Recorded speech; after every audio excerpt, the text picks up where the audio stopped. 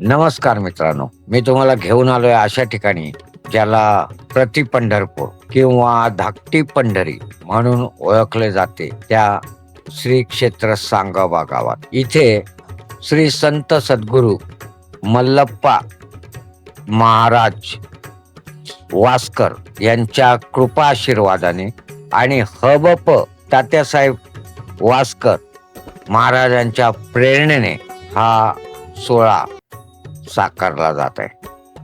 गुरुवर्य विठ्ठल महाराज वासकर यांच्या मार्गदर्शनाखाली श्री आदिनाथ महाराज मंदिर संस्थांमध्ये ज्ञानेश्वरीच्या पारायणाचे अध्यात्मनाची एक गंगा वाहताना दिसते. या सोहळ्यात श्री गुरु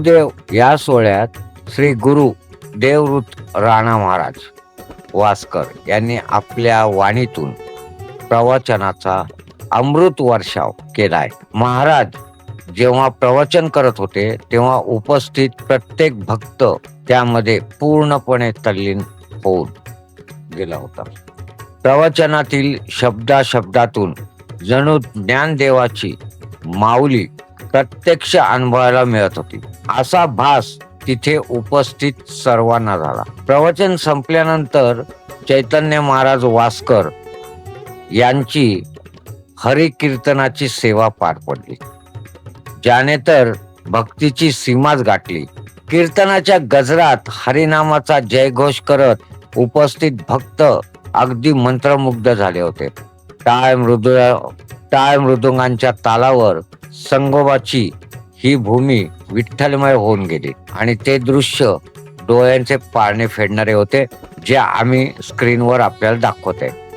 कार्यक्रमाच्या शेवटी पोटगाव ग्रामस्थांच्या वतीने भक्तांसाठी महाप्रसादाचे वाटप करण्यात आले. पांडुरंगाच्या चरणी लीन होऊन घेतलेला हा महाप्रसाद जणू साक्षात ईश्वरानेच आशीर्वाद दिले आहेत असे वाटत होते. 5 दिवसांच्या या आध्यात्मिक सोहळ्याने भाविकांच्या आयुष्यात शांतता आणि चैतन्य निर्माण झाले आहे, यात शंकाच नाही. मित्रांनो, व्हिडिओ आवडला असेल तर व्हिडिओला लाईक शेअर करत चला. सोबतच समर्थ लेखणी चॅनल अजून आपण सबस्क्राईब केलं नसेल तर चॅनल सबस्क्राईब करा. जॉईन बटन दाबून आम्हाला जॉईन ठेवा. सदरील वृत्त हे आमचे सहसंपादक अविनाश जोशी यांनी दिले होते. विठ्ठल विठ्ठल, जय हरी विठ्ठल. आवडे पंढरी भीमा पांडुरंग, आवडे पंढरी भीमा पांडुरंग, आवडे पंढरी भीमा पांडुरंग, आवडे पंढरी भीमा पांडुरंग.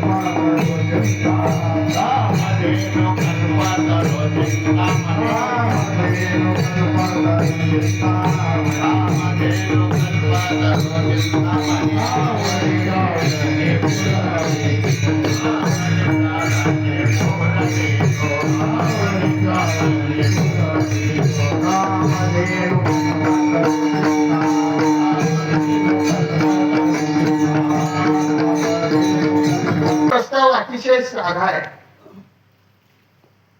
त्यातला पहिला भाग आहे तो म्हणजे कायद्यानं बोलायचं झालं तर निम्म कौरवांना दे, निम्म पांडवांना दे. त्यावेळेस हताश असणारा धृतराष्ट्र म्हणाला, देवा नाही जमायचं. बर म्हटले, ठीक आहे धृतराष्ट्रा, ते सुद्धा मान्य आहे. निम्म राहू दे, निदान 5 गावं तरी दे. आता मात्र धृतराष्ट्र गप्प बसला, बरं का, बोलला नाही. म्हणजे याचा अर्थ काय, धृतराष्ट्राच्या मनात होतं 5 गावं द्यायचं, पण तरी सुद्धा गप्प बसला का, तर ज्ञानोबाराय त्याच्यासाठी ओवी देतात, परिपुत्र स्नेह मोहितो धृतराष्ट्र असे पुत्रतो. पुत्राच्या मोहामुळं हा धृतराष्ट्र गप्प बसलेला आहे. आणि हा गप्प बसलेला धृतराष्ट्र याची मुकसंमती आहे असं कृष्ण परमात्म्याने जेव्हा संबोधलं. कारण काय कोर्ट काय सांगतं, आता आपल्या वास्कर फडावर तुम्ही बरेच म्हणजे पिढ्यानपिढ्या बघताय, जवळजवळ वास्कराचं निम्म घर कोर्ट कचेऱ्यातच आहे, लक्षात ठेवा. 2, 3, 4 वकिले, घाबरायचं कोणाच्या बापाला कामच नाही, मला घरातलेच वकील आहेत, जे बी आमच्या घरातलंच आहे, लक्षात ठेवा.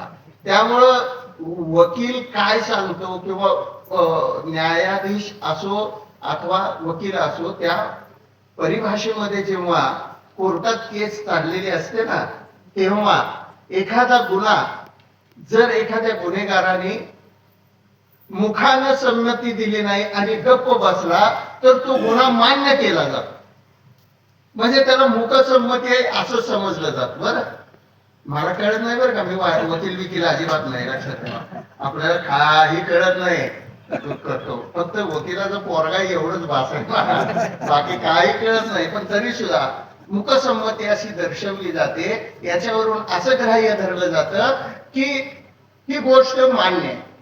म्हणून कृष्ण परमात्मा सगळ्यात मोठा वकील आहे बरं का. वकील म्हणजे म्हणण्यापेक्षा वकिलाचा बाप आहे सगळ्या. कृष्णासारखा वकील जगात कोणताच नाही. एका मिनिटात होत्याचं नव्हतं करून टाकणार तो, एका मिनिटातच. असो, आता दृष्टीकडे जायचं नाही, आपल्याला विषयाकडे येत आहे आणि एवढं करून 15 मिनिटात संपवायचं आहे, लक्षात ठेवा. पण तरी सुद्धा कृष्ण परमात्मा धृतराष्ट्राला म्हणतो, तू राजा आहे, तू बोलत नाहीस, तू गप्प आहेस. याचा अर्थ पांडवांना 5 गावं मान्य तेवढ्यात तो दुर्योधन उठला आणि कृष्णाला म्हणाला, अरे वेडा झाला का वासुदेवा, वेडा झालास का?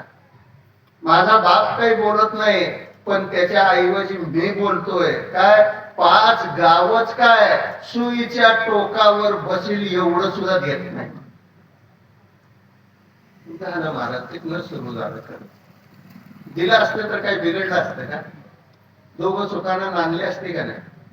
पण ते आपला अहंकार गबसू देत नाही. मनात ज्याच्या अहंकाराने घर केलं तिथं देव नाही, तिथं संत नाही, तिथं परमार्थ नाही. म्हणून अहंकाराचे तोंड काळे, दावे बळे अंधार. हा अंधार घेऊन येतो अहंकार. म्हणून अतिशय सुंदर मागणी नामदेवराय करतात, अहंकाराचा वारा न लागो राजसा माझी या शब्दामध्ये सामर्थ्य आहे, लक्षात ठेवा. हे माझे विष्णुदास भाविक जे बसलेत ना, त्यांना अहंकाराची बाधा फक्त लागू नये. आणि नेमका आमचं तिथंच घोडा अडकतंय. सहज माया पडायला आलं तरी म्हणतंय, मालक 50 वर्षाची वारी आहे बरं का माझी. आला का झालं की तुला 50 वर्षाचा अहंकार, मग कशाला सांगायचंय? सांगायचं नाही आम्ही परमार्थ काय केला, किती केला. म्हणून आपल्या फडावर लाईट बी नाही, लाऊड स्पीकर बी नाही, लक्षात ठेवा. का परमार्थ बाप्पा सांगायचे, काय परमार्थ करायचा झाकून आणि संसार करायचा उघड्यानं, लक्षात ठेवा. म्हणून परमार्थामध्ये ह्या गोष्टी आपल्या तत्वानं चालण्यापेक्षा आपल्या पूर्वजांच्या तत्वावर चालणं ह्याला फार महत्व दिलं गेलं. म्हणून ही परंपरेनं वाट आलेली आहे. मागोने आली वाट शुद्ध ओळेची, कैशी ही वाट शुद्धतेची आहे. ही वाट संप्रदायाच्या सेवेची आहे. माझ्या वडिलाची मिरासी का देवा, तुझी चरण सेवा पांडुरंगा. ह्या न्यायानं भगवान परमात्म्याची सेवा